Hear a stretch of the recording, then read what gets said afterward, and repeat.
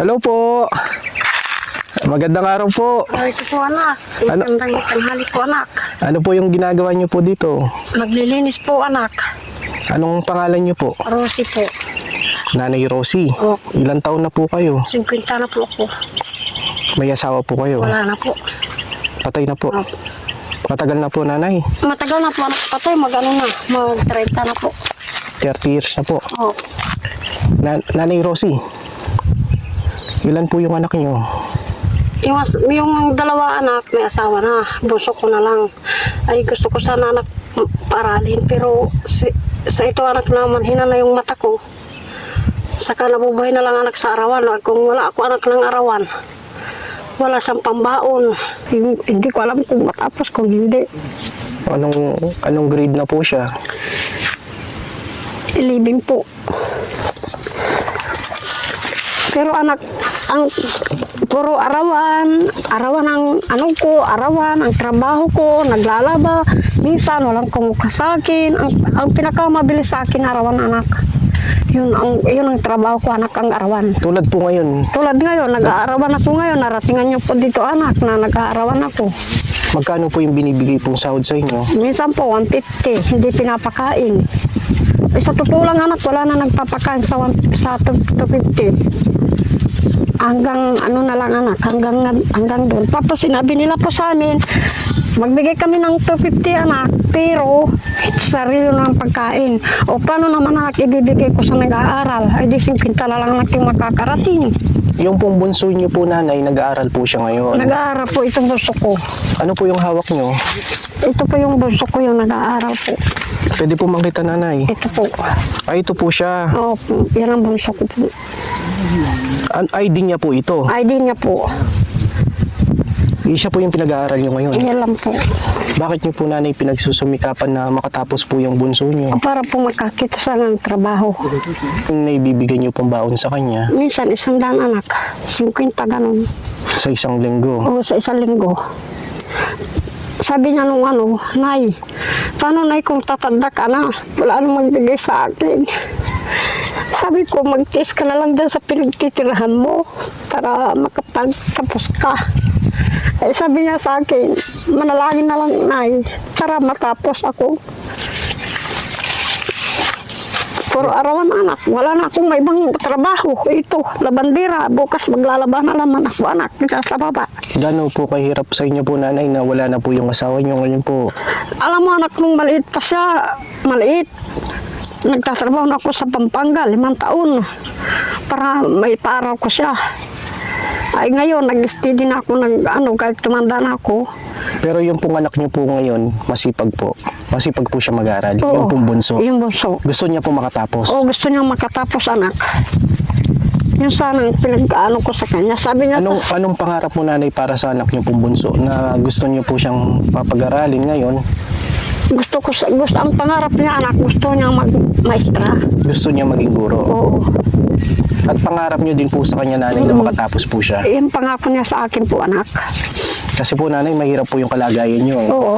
Yung pong pagkikipag-arawan niyo, magkano lang yung kinikita niyo. 150 minsan. Kung kalahating araw, 150. Pag isang araw, 250. O napupunta sa kanya, 100. O pinabibili ko pa ng bigas, pambaon niya pa. Lahat po ng trabaho, nanay, pinapasukan niyo. Lahat ng trabaho anak, pinapasukan ko. Siyempre, wala na ako anak-asawa. Dalawa niyo pong anak na panganay may asawa na. May asawa na po anak. Pero po yung bunso ngayon, yun po yung Yung pinagsusumikapan niyo yung po. sanang isakripisyo ko anak sa buong buhay ko. Pero habang malakas pa ko anak, wala pa rin hinto ang pagtatrabaho ko. Para makatapos Para po siya ng matapos siya pag-aaral anak. niyo. Lahat ng arawan, matrabaho ko pa anak habang malakas pa ako. Pinapangako ko sa kanya anak. Ano mo sa kanya, nanay, na yung pong anak niyo po ngayon, na yung pinagsusumikapan niyo po para sa kanya? Gusto ko sana anak makatapos. Sabi niya nga pa sa akin kung mayroon sana anak na ay naikukuha sa akin na itong huling pasukan, papayag na ako nanay. Sabi ko naman sa kanya, panalangin na lang anak para makapasok ka, makatuloy sa pag-aaral. Yun anak ang pangako niya sa akin. Na Anong sinasabi niyo po, nanay, sa kanya na Yun po na kahit na mahirap yung pamumuhay nyo, pinagsusumikapan nyo po siyang mapag-aral. Oo, yun ang sinasabi niya sa akin na magsisikap din ako, nanay, kahit nandyan ako sa baba. Sinasabi niya po sa inyo na gusto niya po makatapos, Gusto niya po anak makatapos. Yun sana ang pangarap niya, yung maging guro. maging mestra po. Mamaya siguro pupunta dito anak. Bakit hawak-hawak niyo po yung papel na ID niya po? Ito binigay niya sa akin.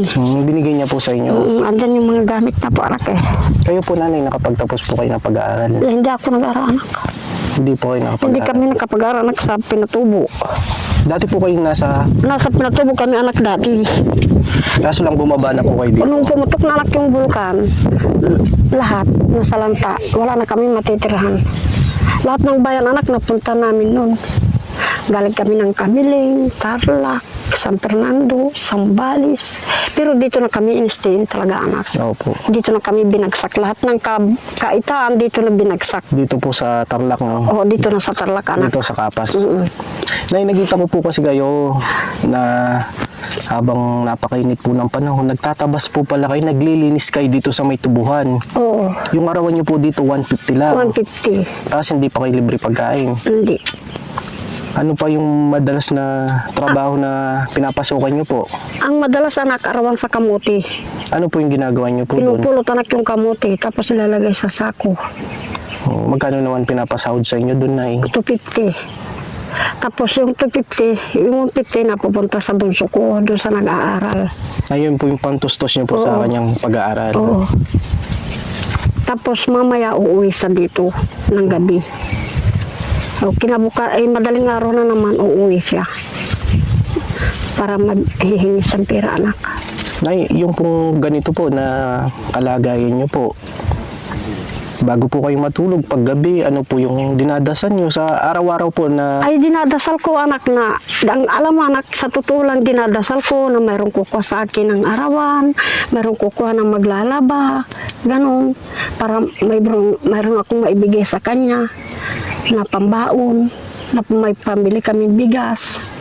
Alam nga naman anak, hihingi ako doon sa dalawang anak ko na may asawa. kaya po kahit na may edad na po kay nanay, nagsusumikap po Oo, kayo. kahit na may edad na ako anak, minsan hindi ko na nga nakikita eh. Pero nilalakasan ko na lang anak para maipaaral ko yung bunso ko. Para sana hindi saya, ano dyan sa kapatid niya. Para hindi hihingi. Kung may sarili sa, mamatay man ako, may sarili sa trabaho. Ganyan sana na kampainit ko, kausap ko sa kanya. Sabi niya sa akin, umasa ka nanay. At kahit tumanda ka nanay, mag-aaral pa rin ako. Para hindi ako mapahiya sa mga hipag ko. Kung may sarili na akong trabaho, sabi niya sa akin. Alam niyo po nanay, napakaswerte niyo po dahil may yung bunso niyo pong anak. Nakikisan niya po yung pagsasakripisyo niyo po. Kaya po ganun na lang yung kasipagan niya na gusto niya makatapos. Oh, Nanay, sana po marami pa pong Opo, sana. blessing po na dumating po sa inyo. sana po anak. Sana po ito pong pagka-video ko po sa inyo, maging tulay po siya na meron pong makatulong po, lalo na po dun sa anak niyo pong gustong mag-aaral. Lagi niyang sinasabi anak sa akin, sana nay makatapos ako. Kahit tumanda ka man nay, may sarili na akong trabaho. Yun po yung sinasabi niya po sa inyo. Oh, lagi niyang sinasabi sa akin pag umuwi, nay, sana makatapos ako nay. Sabi ko, magdasal ka na lang anak, para ano, para hindi ka masarong mahinto. Alam niyo po na, nakikita ko po ngayon yung ano niyo po, yung Ito ang ginagawa ko anak. opo, ngayon po na Ito po anak, yan po anak ang pinitas ko yung kamatis. Mamaya makipagtinda ako dyan anak. nagpipitas po kayo ng gulay, tinitinda niyo. Kipagtinda ako mamaya anak, parang may pambaon sa bukas. Pambaon. Anak ang pinipitas ko kanina Bakit? doon sa daan. Tapos nakuha ako dito ng arawan. Ngayon po yung pong pangsahod po sa inyo, 150 lang po. 150 dito sa kalahating araw anak. Ano po yung gagawin niyo po sa 150 ngayon, nakikitain niyo? Ay ibigay ko sa kanya anak para mayroon siyang pambaon bukas para pang 3 araw. O yung sa inyo po, magkano po yung tatabi niyong pera? 50 na lang sa akin. Anong gagawin niyo po dun sa Pambiling 50? bigas. Yun anak, ang pambili ko ng bigas yung 50. Tapos ibigay ko na lahat sa kanya Sa para kanya sa po. susunod na linggo hindi siya hihingi sa akin anak para mabuo niya yung araw niyang mag-aaral. May bigas po kayo ngayon sa bahay. Ay wala po anak. Yung kikitain nyo, yung 150, yung 100 ibibigay nyo po sa anak nyo. Yung 50, yung pambibili nyong bigas. Ganito po nanay, meron po kaming ipapabot na tulong po sa inyo. Nanay, para kahit paano po makatulong po sa inyo. Ito yung bunso ko. Dinadala nyo po pala yung ID ng anak nyo, no nanay? Binigay niya po sa akin. Kasi nagpaano po sa anak, sabi niya sa akin, itabi mo lang ito, Nay. Ano po? Itong bunso ko. Yan po yung bunso nyo po. Masipag po siya mag-aral. Masipag po, hindi po siya huminto. Oh, sige po nanay. Lahat ng, tapos, pag sa linggo, pumupunta siya sa simbahan. Nag-church po siya, nagdadasal po siya. Nagdadasal. Sabi ko sa kanya, pagdasal mo na lang anak, na sana mayroong makatulong sa'yo. Para makaano ka. Siyempre wala nanay, kung aasa pa din ako sa kapatid ko, ay wala silang trabaho. Mas mabuti na lang, ako na lang magsumikap na mag-aral para maabutan ko sila. Para matulungan niya din po kayo, no? Oo. O ganito po nanay, may bibigay po kaming bigas at grocery po sa inyo. No, nay? Oo. Para Ay, salamat po anak. saya po kay nay. Siyempre masaya ako anak dahil napunta niyo po ako dito sa sa tubuhan na maliliit. Opo. O nay, ito po, meron po kaming dala. Kukunin lang po namin, no, nay? Opo. Ito po, nakita natin si Nanay Rosie dito sa may kabukiran. Nakikipaglinis po siya dito sa tubuhan. At napagalaman ko po na pinag-aaral niya po yung kanyang bunsong anak, pinagsusumikapan niya. At nanay, meron po kaming ibibigay po sa inyo. Ito po bigay ni Ma'am Dolores Olivar. Ito po 25 kilos na bigas. May dala din po kaming grocery. Salamat. May noodles, biskwit, dilata, may toyo, suka, sabon panligo, panlaba. Ito po nanay para pangdagdag tulong po sa inyo. Bigay niyo po sa akin. Ito po bigay nanay ni Ma'am Dolores Olivar. No, ito po kababayan natin siya na nasa ibang bansa. Oh. At ako nanay, nagiging tulay lang ako, instrumento lang ako na mapabutan po natin ng tulong yung mga kababayan po natin na mahirap, na nangangailangan at nagsusumikap. Kagaya po ni nanay na kita po natin siya ngayon na nakikipaglinis po dito sa may tubuhan, nakikipag-arawan.